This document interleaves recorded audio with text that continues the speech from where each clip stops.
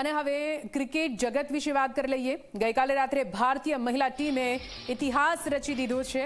ICC women's world cup ભારતના નામે થયો છે। જી હા, ફાઇનલમાં સાઉથ આફ્રિકાને હરાવીને ભારતે મોટી સિદ્ધિ મેળવી, જીત મેળવી છે।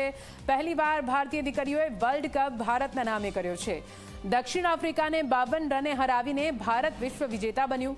52 વર્ષમાં ત્રીજી વાર ભારતીય ટીમ પહોંચી હતી ફાઇનલમાં। આ વખતે પહેલીવાર ફાઇનલમાં જીતીને વર્લ્ડ કપ મેળવી દીધો છે। મહિલા ટીમની ભવ્ય જીતથી દેશભરમાં ઉજવણી કરવામાં આવી રહી છે। દેશભરમાં ક્રિકેટ પ્રેમીઓએ ભારતીય ટીમના વિજયને વધાવ્યો છે। પ્રધાનમંત્રી નરેન્દ્ર મોદીએ પણ ભારતીય ટીમને અભિનંદન પાઠવ્યા। આ જીત ભવિષ્યના ચેમ્પિયન ખેલાડીઓને રમતમાં આવવા માટે પ્રેરિત કરશે તેવું પણ મોદીએ કહ્યું।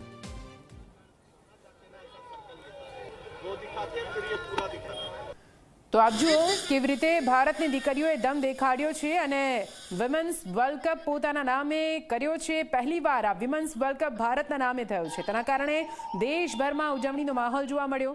ગઈકાલ રાતથી ઉજવણી જે હજુ સુધી થમી નથી। મીઠાઈ ખવડાવીને મોં મીઠું કરાવવામાં આવી રહ્યું છે।